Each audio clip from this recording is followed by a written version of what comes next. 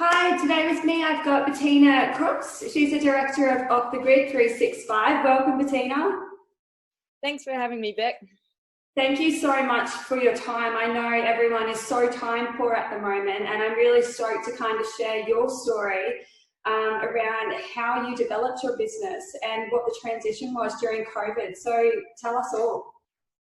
Yeah, look, my partner Mick and I have been enjoying walking in the outdoors for many years and experiencing the health and physical, not only physical but also mental health benefits of being outdoors, and really wanted to showcase the beautiful places we have over here in Perth, but also allow other people to experience that. So I've been in the industry as a hiking guide for a number of years, and we decided this year, of all years, we should go out on our own and start our own business. So that's how we came to, I guess, to start Off the Grid 365. I love it. Like nature is just so important to be connected with, no matter what your living environment is. And I was speaking to a lady who believes that nature has such a benefit for people diagnosed with all types of dementia over in New York last week, Michelle Olson, and she's developed a non-for-profit purely based on that, connecting people diagnosed with dementia and nature and just the benefits of them, for them, just the tactile, the smell, everything, just to reignite that. Yeah, no, I guess the personal connection I have with dementia and Alzheimer's was my nan. So I lost her in 2018 to Alzheimer's, but I just remember when we take her across the road to the park and just sit watching the birds and having a cup of tea, and how happy she was in those moments. And hence, I guess, the reason for reaching out to Alzheimer's WA to sort of see how we could combine what we do and help them at the same time.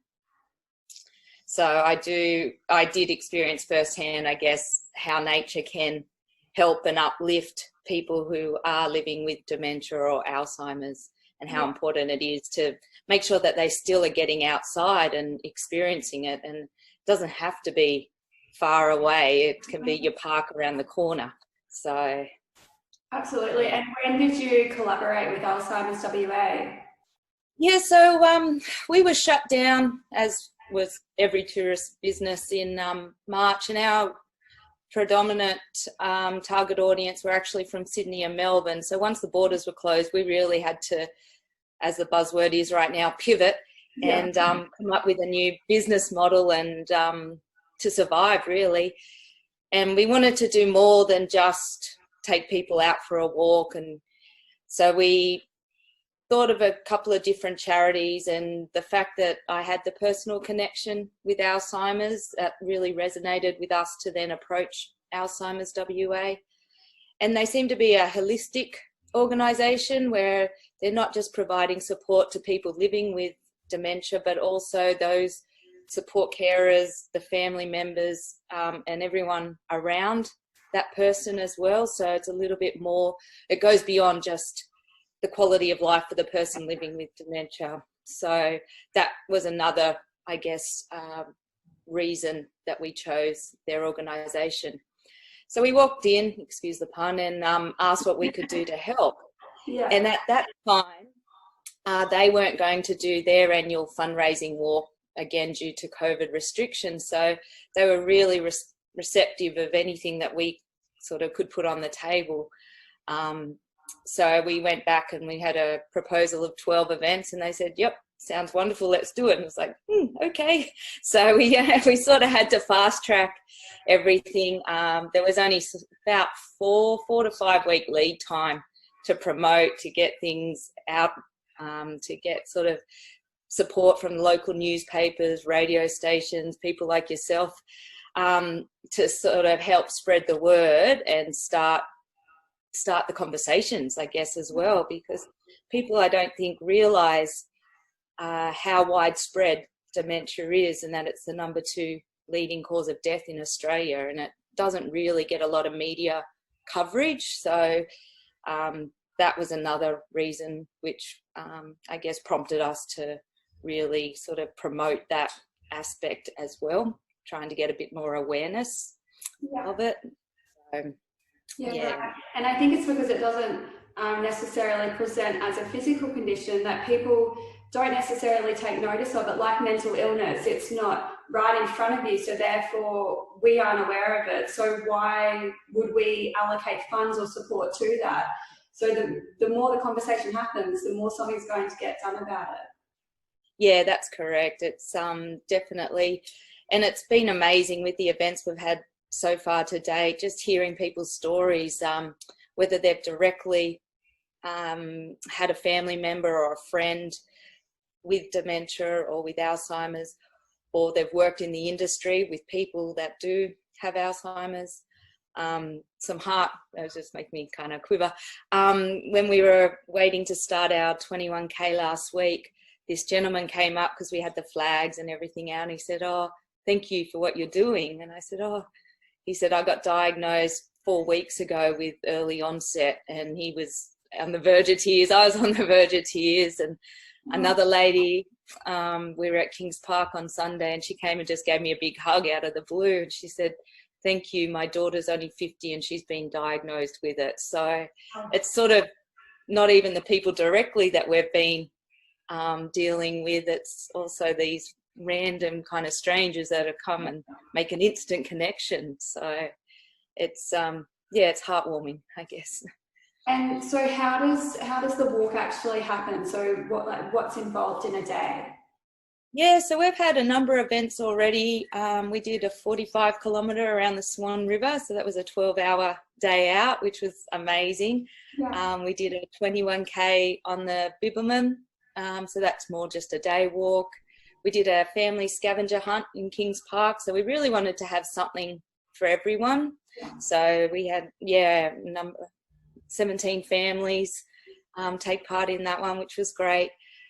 We've got another walk this weekend, which is only a 10K, and then we're doing 10K around the bridges, so another nice suburban kind of walk around the Swan River that's wheelchair friendly, so it, I guess, is a lot easier for people to be able to come and join in on those as well. So we walk around in these pink t-shirts. I love the colour.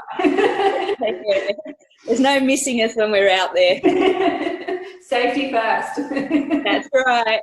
We won't get lost. That's fantastic. So do people register online before they come, or can they just show up, or how does it work? Yeah, most of the time we like them to register, just so then we can get their shirt size, because you get a shirt with registration. Mm-hmm. So for your $25 for these next couple of walks, you get a t-shirt, you get a buff, and $10 of that is donated to Alzheimer's WA. So we're not making any money as such. We're just trying to sort of get the message out. Excellent. So as part of this, I would love to, when you have walks, definitely contact my company, and I can share that with whomever, how they can register. We're in contact with people in Australia, but internationally as well, and people just are so connected to a cause like yours when you're doing it out of the goodness of your heart, you and your husband. And it's just like the most heartwarming thing to watch and hear stuff like this, that there's so many negative stories right now in the media, but the positive stuff people are doing needs to be brought to light. Yeah, no, and what you're doing is fantastic as well, Beck. So hats off to you as well for being able to bring it all together and really promote and highlight this cause, I guess, during the month. Yeah, and it just needs to be so much more than awareness raising. Like, people need to really start to understand what the impacts of dementia are and how them as individuals can improve what we're doing and enable people, because they're so socially isolated. It shouldn't be like that. They should feel comfortable with their families to come out into the community. Yeah, there was I went to an event last week and met the lady that has started the Forget Me Not cafes. So once a month they have different cafes around, and just listening to her story and her reason for starting that was exactly that. There was no space in the community where she could take her husband and feel comfortable just having a cup of coffee, like the normal things that they'd done for the last 50 years of their lives kind of thing. So that was the premise behind starting that, and it's now at 17 cafes, and it's it's a really lovely idea and a safe space, I guess, for people to get together and just act normal, not be in a self-help group, not be in sort of kind of a negative environment, just doing what everyday people do. Go for a cup of coffee. Yeah. Absolutely. So. I was interviewing Kate Swaffer a couple of days ago, and I said, what's the one thing that you want to leave with someone after their diagnosis? And she said, I want people who are diagnosed to demand the life they had before their diagnosis. It's basic human rights. And if people could just listen to people who are living that experience, we could just be doing so much better for all people diagnosed. Yeah. Yeah, and it's such a cruel disease because there is no cure and there's no real treatment throughout the process of deterioration.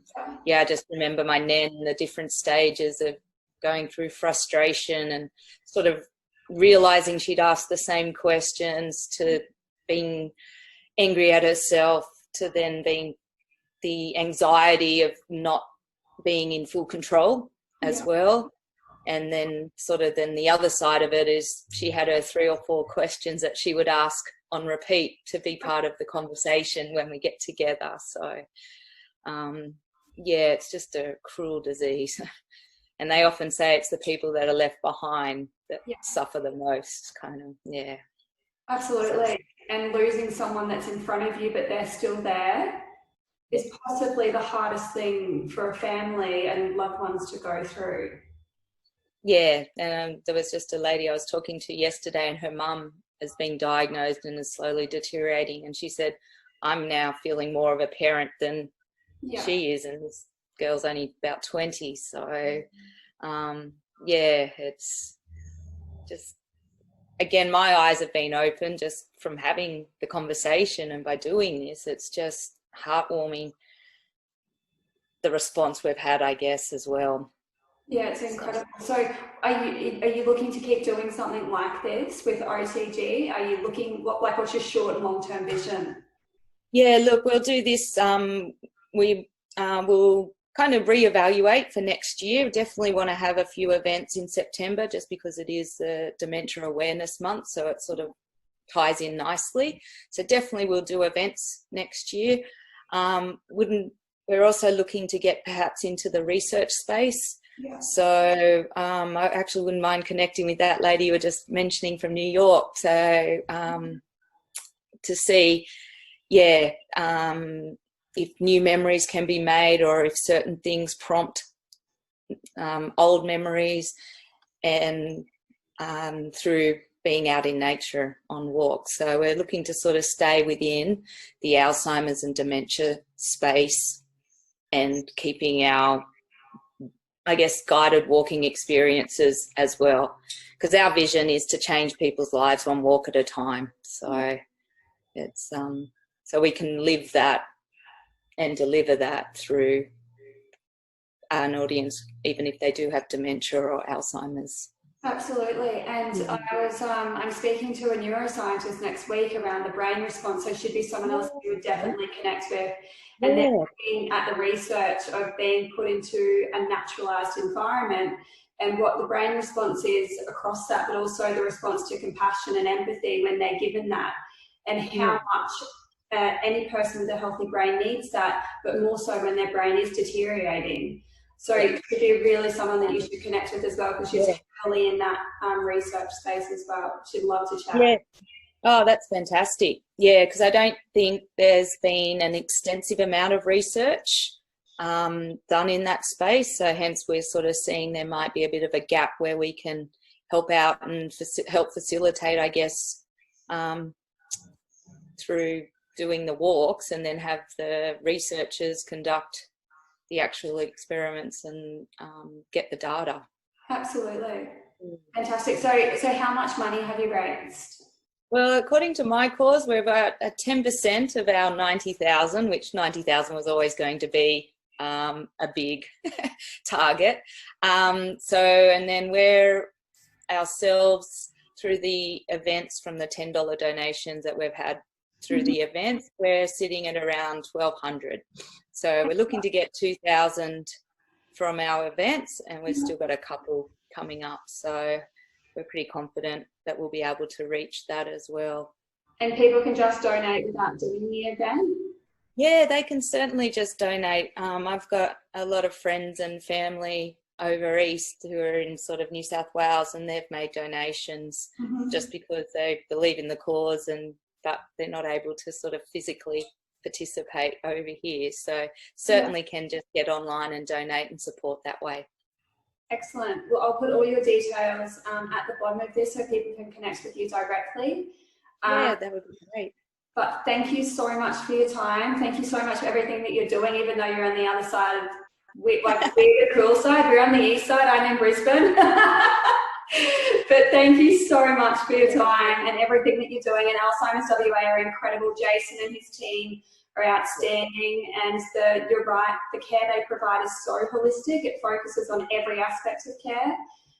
Which is why they're leading experts in that field. But I hope people connect with you. I hope people donate. You're doing incredible work for yourself and your husband. So thank you.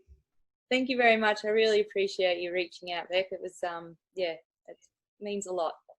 Not a problem. Thank you so much. Okay.